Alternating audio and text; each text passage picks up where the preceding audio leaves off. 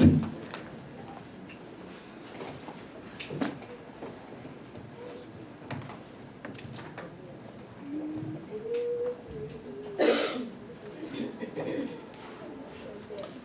bonjour, chers frères et sœurs, mesdames, messieurs. Nous sommes très contents d'être avec vous. Comme vous pouvez voir, le titre du sermon, Élève ta voix. Élève ta voix. Ça va avec le thème, notre thème pour cette année, Élevons nos voix.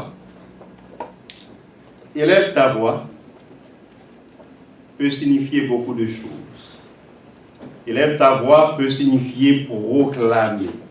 Élève ta voix peut signifier annoncer. Élève ta voix peut signifier publier. Élève ta voix peut signifier raconter.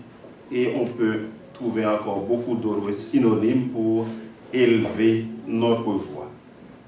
Aujourd'hui, nous allons voir un texte. Alors, un chapitre, la semaine dernière, vous aviez été dirigé dans les livres de Daniel, le chapitre 6. Le pasteur Georges Ulysse vous avait prêché sur ce chapitre. Aujourd'hui, nous allons rester dans le livre de Daniel et nous allons voir une forme d'élévation de notre voix. Permettez-moi de vous dire, quand nous prenons la décision d'élever notre voix pour le Seigneur, nous permettons à d'autres d'élever leur voix aussi. Nous permettons à d'autres de prendre des décisions pour Dieu. Il est important d'élever notre voix parce qu'en élevant notre voix, nous permettons aux autres de savoir quel Dieu nous servons, ce que ce Dieu peut faire pour nous, et s'il peut le faire pour nous, il peut le faire aussi pour les autres, pour eux, car Dieu ne fait pas de parti pris. Dieu est le Dieu de tout le monde. C'est lui qui nous a créés. Et puisque c'est lui qui nous a créés, il nous aime tous pareillement. Bien entendu, il y a des gens qui choisissent d'avoir une relation étroite avec lui. Il y a des gens qui choisissent de faire des expériences avec lui. Il y a d'autres qui choisissent tout simplement de ne pas permettre à Dieu d'intervenir dans leur vie. Ça fait mal à Dieu, mais il respecte notre libre arbitre. Il respecte notre choix. Mais quant à nous qui choisissons de permettre à Dieu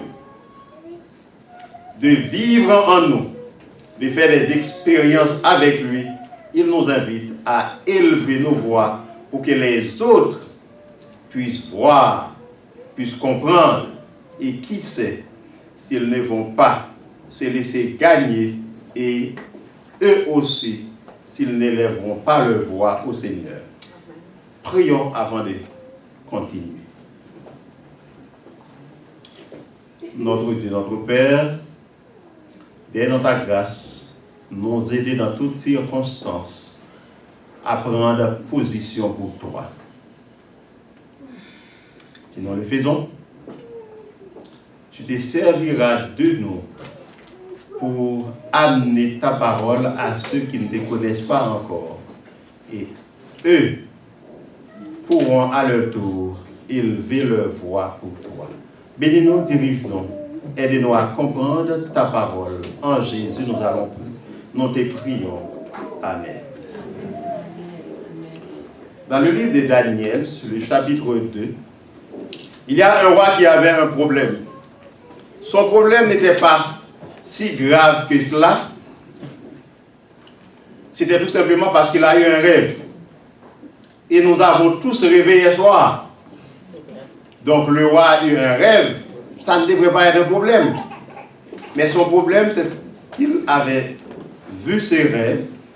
Il avait eu ce rêve plusieurs fois la même nuit, le même rêve. Et quand il s'est réveillé le matin, il a oublié ce qu'il avait rêvé. Il savait que c'était important, Mais il l'a oublié, puisqu'il y a dans son royaume des gens qui étaient des spécialistes, des experts dans l'interprétation des rêves. Il se disait, s'ils peuvent interpréter les rêves, ils peuvent aussi me dire ce que j'ai rêvé. Donc il a convoqué ces spécialistes, et puis les gens lui disent, mais ouais, ce que tu dis là, c'est impossible. Personne ne peut pas te dire ce que tu as rêvé. Le roi de dire, ce que j'ai rêvé, c'est très très important. Puisque vous dites que vous pouvez interpréter les rêves, et vous avez déjà interprété d'autres rêves, je ne sais pas si vous m'avez menti ou non, mais aujourd'hui je vais savoir si vous pouvez réellement. Vous allez me dire et le rêve et l'explication. Évidemment, les gens ne pouvaient pas. Ce que le roi avait rêvé, c'était tout simplement une statue. Une statue faite de plusieurs métaux. La tête de la statue était faite en or. Et selon l'interprétation, cette tête, cette statue, dont la tête était faite en or, l'or représentait le roi lui-même ou son royaume. Alors, quand finalement il y a eu quelqu'un qui lui a expliqué cela, et qu'on lui a dit que la tête te représente toi-même ou ton royaume, mais toi tu ne vas pas rester tout le temps parce qu'il va y avoir d'autres métaux, cela veut dire que ton royaume ne va pas durer tout le temps. Le roi a saisi l'occasion, non seulement pour remercier cette personne-là qui a interprété le rêve, qui lui a dit tout ce qu'il a dit, il a mis cette personne dans une position élevée. Et en plus de cela, il lui a donné l'intendance d'une province. Mais cette personne qui s'appelait Daniel avait 3 compagnons qui l'avaient aidé à prier pour avoir l'interprétation de ces rêves, pour que Dieu puisse lui révéler et le rêve et son explication, son interprétation. Alors il a demandé au roi de remettre l'intendance de cette province à ses 3 amis. Et ces 3 amis dirigeaient cette province. Mais le roi a fait quelque chose d'autre que tous les êtres humains probablement allaient faire. Ce qu'il a fait, on a dit que la statue, la tête de la statue, c'était le roi lui-même ou son royaume, parce que roi et royaume étaient pris d'une manière interchangeable. Alors, le roi a dit, puisque la statue était en or, il y avait d'autres métaux. Tout ce que je peux faire pour faire perdurer mon royaume, c'est de faire une statue. Mais au lieu de faire la statue, une partie en or, une partie en fer, une partie en bronze, une partie en airain, je peux tout simplement faire une statue en or, tout simplement. Et il a fait une grande statue, tout en or, pour symboliser que son royaume va rester. Maintenant, on est dans Daniel chapitre 3. Pour faire comprendre que son royaume va rester. Mais le jour de la dédicace de cette statue, il a convoqué tout le monde, tous les grands de son royaume, presque tous les peuples étaient convoqués. Et là, on jouait toutes sortes d'instruments de musique. Mais au moment où la musique va commencer, tout le monde devrait se prosterner devant cette statue. Donc le roi demandait qu'on l'adore. Mais puisque la statue, la tête d'or représentait son royaume, il demande qu'on l'adore d'une manière déguisée. Donc on fait tout devant la statue et on va adorer la statue au moment où la musique va commencer. Effectivement, personne ne devrait résister au roi parce que l'ordre était sévère. Au moment de la musique, tout le monde se prosterne et adore la statue sous peine d'être jeté dans la fournaise ardente si vous ne le faites pas. Et la musique jouait et tout le monde, ou presque, s'agenouillait ou se prosternait devant la statue. Sauf 3 qu'on appelle dans leur langue Shadrach, Meshach et Abednego. Mais le roi n'a pas remarqué qu'il y avait 3 personnes qui restaient debout. Mais ces trois-là dirigeaient la province de Babylonie. Et il y avait des jaloux, des gens qui ne voulaient pas voir cela. Et ces gens épiaient Shadrach, Meshach et Abednego. De leur nom Anania, Misaël et Azaria. C'était leur nom hébreu, mais on les avait donné d'autres noms quand ils arrivaient à Babylone. Alors, ces trois-là restaient debout et vite, il y a des gens qui ont été voir le roi pour lui dire, au roi, n'as-tu pas donné un ordre formel qu'au moment où on commençait à jouer la musique, que tout le monde devrait s'agenouiller devant la statue? Le roi lui dit, bien sûr. Et ces gens-là lui disent, mais pourtant, roi, il y a trois hommes à qui tu as remis l'intendances de la province de Babylonie. Ces trois-là ne tiennent aucun compte de toi. Tu dis quelque chose, ils font autrement. Alors, roi, dis-moi, qui est roi? C'est bien toi ou bien c'est eux? Parce que quand un roi parle, on doit obéir. La parole du roi est loi. Alors tu as passé ta loi, et puis ces hommes-là refusent de t'écouter. Et le roi était dans tous ses états, pris dans son ego. Moi, le roi Nebuchadnezzar, à la tête d'un empire universel, il y a trois hommes, en fait, on devrait même dire trois esclaves qui ont refusé de m'obéir. Faites-les venir. On les a fait venir et le roi les dit, Shadrach, Meshach et Abednego. Probablement, ça ne fait pas tellement longtemps que depuis que vous êtes arrivés ici. Probablement, vous n'avez pas bien compris parce que ce n'était pas dit dans votre langue sentile. Alors, est-ce que vous comprenez? Moi, ce que je dis, au moment où on joue la musique, tout le monde doit s'agenouiller devant la statue.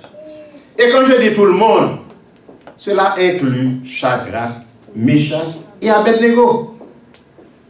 Et si vous ne le faites pas, vous allez être jeté dans la fournaise ardente. Et Shadrach, Meshach et Abednego de dire, Monsieur le roi, nous n'avons même pas besoin de vous répondre là-dessus. Vous dites que si nous ne nous agenouillons pas devant la statue, nous allons être jetés dans la fournaise ardente. Et vous dites quel Dieu, vous allez voir quel Dieu qui va nous délivrer. Alors, nous n'avons même pas besoin de vous répondre. Vous adressez directement à Dieu. Nous n'allons pas nous agenouiller devant la statue. Pourquoi? Parce que la parole de Dieu dit qu'il ne faut adorer personne d'autre. Nous n'allons pas nous agenouiller devant votre statue. Notre Dieu peut nous délivrer de votre main. Amen. Mais vous savez quoi? Même si Dieu choisit de ne pas nous délivrer, nous n'allons pas désobéir à sa parole. Amen.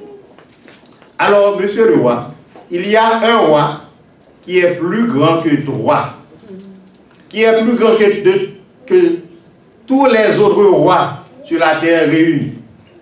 Ce roi-là nous a ordonné de ne pas faire cela. Et c'est ce roi que nous écoutons.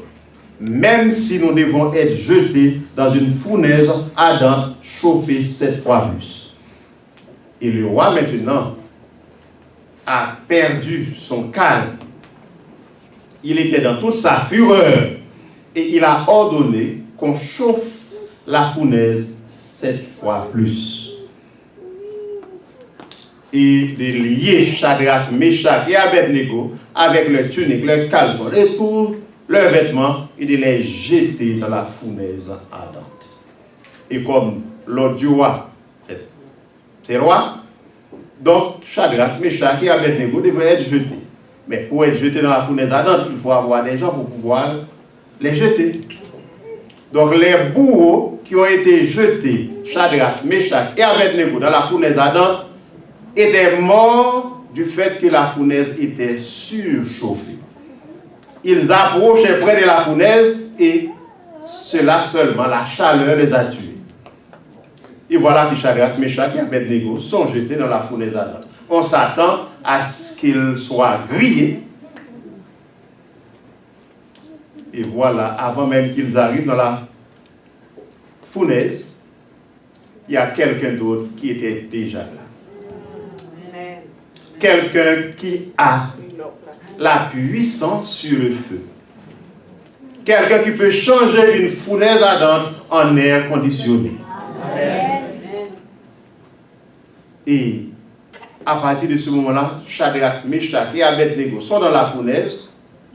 Mais tout ce que la fournaise a fait, c'est de délier les liens. Les choses, ils étaient amarrés, on les a jetés, mais il n'y avait plus de liens, plus de chaînes, rien du tout. Et ils étaient là, prenant leur ébat. Tout était correct pour eux, alors que les gens qui les avaient jetés étaient morts. Au milieu de la nuit, Nebuchadnezzar était bouleversé. Et il a été voir, maintenant la fournaise, tout est calmé. Il a été voir. Est-ce qu'il a été voir physiquement ou est-ce qu'il avait un système qui lui permettait de voir un genre de vidéo, un genre de caméra? Je ne sais pas exactement. Mais une chose est certaine, il a vu. Quand il regardait, il voyait les gens qui marchaient dans la fournaise, bien vivants, alors que ces gens-là ne devraient pas être vivants. Il a posé la question, mais n'a-t-on pas jeté 3 personnes dans la fournaise ardente? La réponse est oui. Et Nebuchadnezzar a dit, mais j'ai vu une 4e personne. J'ai vu un 4e personnage. Et il ressemble dans sa mentalité païenne.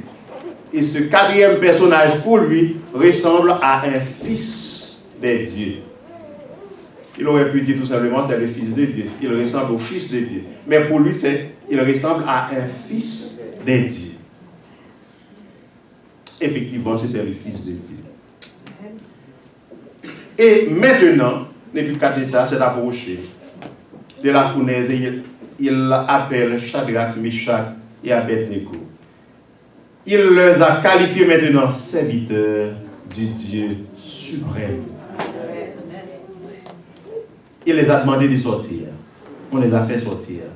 Et maintenant, Nebuchadnezzar a décidé d'ordonner. Avant, il ordonnait qu'on dansait, qu'on se prosternait devant la statue. Maintenant, il ordonnait que personne dans tout son royaume ne parle, ne dit rien de mauvais contre le Dieu de Shadrach, Meshach et Abednego.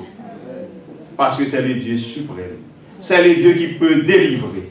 Il ordonnait cela et sous peine de tuer ces gens-là s'ils parlent mal du Dieu de Shadrach, Meshach et Abednego. Il a ordonné. Dans cette histoire, nous pouvons tirer quelques leçons. Premièrement, dans la vie, chaque jour, nous faisons face à des situations sur lesquelles nous n'avons vraiment pas de contrôle. Shadrach, Meshach et Abednego n'avaient pas de contrôle sur cette situation-là où le roi convoquait tout le monde, où le roi demandait qu'on se prosternait et qu'on adorait une statue. Et pourtant, ils avaient encore le pouvoir de décider ce qu'ils allaient faire. Est-ce qu'ils allaient se courber à la parole du roi humain ou est-ce qu'ils allaient respecter la parole du roi divin?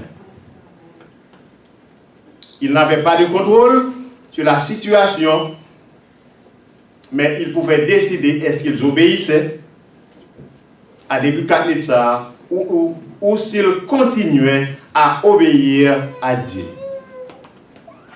La parole de Dieu déclare, mieux vaut obéir à Dieu plutôt qu'aux hommes. Bien entendu, leur vie était en jeu. Ils pouvaient mourir s'ils n'obéissaient pas. Mais même au prix de leur vie, ils avaient choisi d'obéir à Dieu. Chers frères, chers sœurs, beaucoup d'entre nous ont choisi d'adorer des statues de paille, même pas des statues d'or. Beaucoup d'entre nous ont choisi d'adorer des statues d'argile, ou si vous voulez des terres, alors que notre vie n'est même pas en jeu. Pour une bagatelle, nous avons choisi d'adorer des statues de terre ou d'argile. Alors que la vie de Shadrach, Meshach et Abednego était en jeu, ils ont choisi de ne pas adorer une statue d'or. Nous avons besoin, à l'instar de Shadrach, Meshach et Abednego, de comprendre qu'il vaut mieux obéir à Dieu plutôt qu'aux hommes, même quand notre vie est en jeu. Deuxième leçon. Quand nous élevons notre voix à Dieu, quand nous prenons position pour Dieu, il n'est pas dit dans la parole de Dieu que Dieu nous délivrera toujours dans ce sens-là. Parce que certaines fois, nous ne savons pas pourquoi Dieu laisse telle chose arriver. Par exemple, Étienne prêchait pour Dieu, on l'a lapidé. Dieu aurait pu faire en sorte que chaque pierre qu'on envoie puisse passer à côté. Mais il était mort pour la cause de Dieu. Étienne ne savait même pas pourquoi Dieu ne l'avait pas délivré. Mais Dieu avait sa raison. Pierre était en prison. On devrait les tuer. Dieu a fait en sorte que Pierre soit délivré. Mais Jacques était en prison. Il n'a pas été délivré. Jean-Baptiste était en prison. On l'a décapité. Dieu n'a rien fait pour éviter cela. Et pourtant, c'était des gens qui se mettaient debout pour Dieu, qui élevaient leur voix pour Dieu. Jean-Baptiste élevait littéralement sa voix pour Dieu. Il était la voix qui crie dans le désert. Nous ne savons pas toujours comment Dieu va réagir à telle ou telle situation. Mais peu importe ce qui arrive, il agit toujours pour le bonheur de ses enfants et pour la gloire de son nom. Même quand nous ne le comprenons pas. Alors, si nous ne comprenons pas, ce n'est pas une raison pour nous de désobéir. Nous devons continuer à obéir à Dieu plutôt qu'aux hommes. Mais quand nous prenons position pour Dieu, il prend position pour nous. Shadrach, Meshach et Abednego devraient être jetés dans la fournaise ardente. Oui, on les a jetés. Mais arrivés dans cette fournaise, qui était supposée être une fournaise ardente, mais c'était pur air conditionné. C'était ni trop froid, ni trop chaud. C'était une température idéale pour eux. Pourquoi? Parce que celui qui a la puissance sur le feu était déjà là. On raconte l'histoire des anges dans le ciel. Quand ils voyaient ce qui allait arriver, c'est comme Dieu le Père est là, le Fils est là, et puis les anges voyaient qu'on allait jeter Shadrach, Meshach et Abednego dans le feu.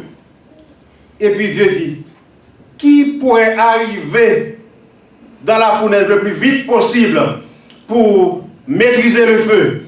Il y a un ange qui dit, moi j'arriverai dans 5 minutes. Dieu dit, mais là c'est trop de temps. Ils vont mourir déjà. Il y a quelqu'un qui dit, mais je peux arriver dans 3 minutes. Dieu dit, mais non, 3 minutes c'est trop long. Il y a un qui dit, j'arriverai dans 1 minute. Dieu dit, mais c'est trop long. L'ange Gabriel a dit, j'arrive dans 1 seconde. Jésus a répondu, je suis déjà là, moi. Amen. Donc, on n'a pas besoin d'attendre. Le feu est déjà maîtrisé. On peut les jeter, pas de problème. Je suis déjà là. Vous comprenez que c'est une fiction, l'histoire, bien entendu. Mais l'important, c'est que Dieu est là pour ses enfants. Quand nous sommes en problème, nous pouvons compter sur lui.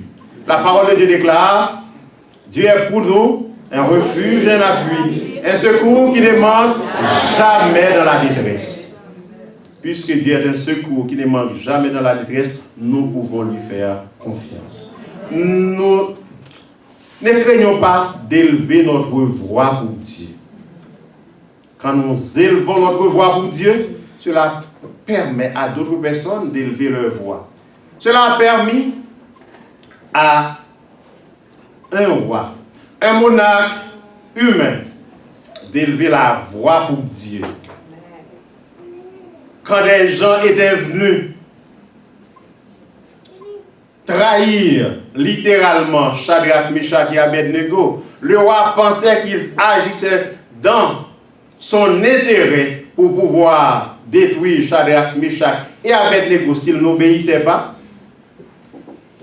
Mais Shadrach, Meshach et Abednego, en élevant leur voix pour le Seigneur, en disant au roi, roi, tu es roi, c'est vrai. Nous n'avons pas de problème avec cela. Mais tu ne peux pas nous dire quel Dieu adorer. Nous adorons déjà le Dieu qui a fait le ciel, la terre et les sources d'eau. C'est lui qui mérite d'être adoré. Nous l'adorons déjà et nous n'allons pas cesser de l'adorer pour adorer une statue. Nous n'allons pas cesser de l'adorer pour t'adorer, roi. Si tu veux nous tuer, tue-nous. Mais nous n'allons pas adorer ta statue. Si tu veux nous tuer et que tu arrives à le faire, tu sais quoi, roi? Le Dieu que nous servons peut nous ressusciter. S'il les juge bien.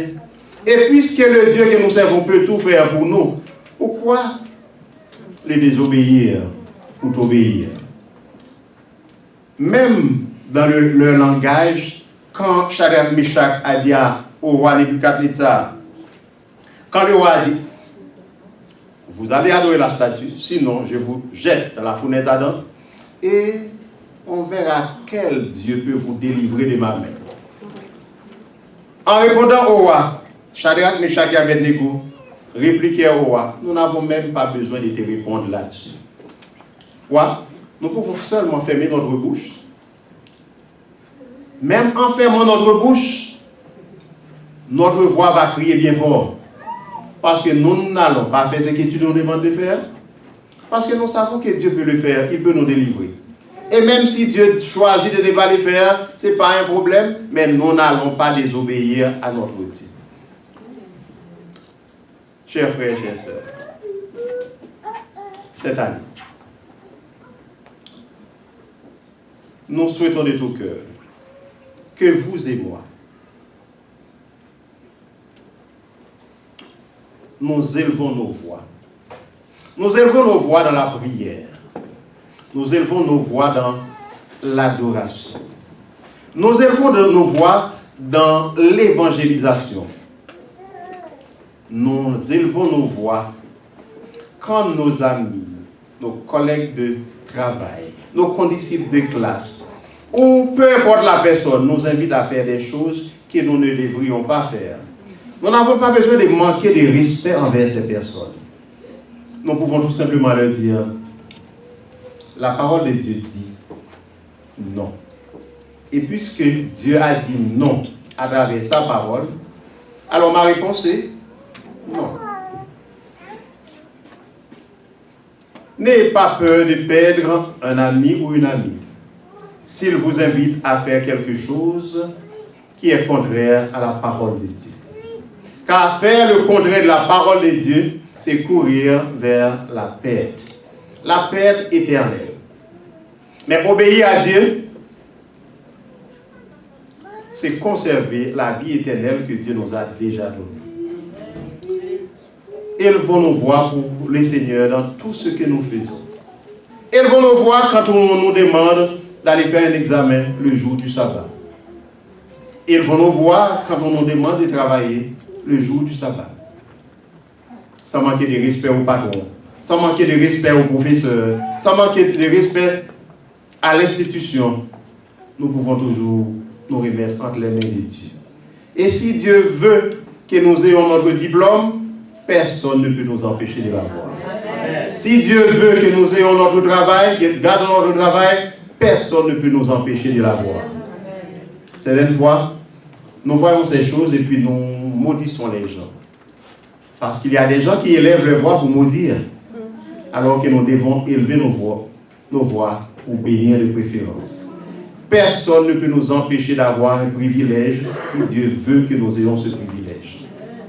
Mais il se peut que nous soyons dans un endroit où Dieu voit que si nous restons dans cet endroit, nous courons notre Père éternel et il permet certaines choses pour que nous puissions quitter l'endroit.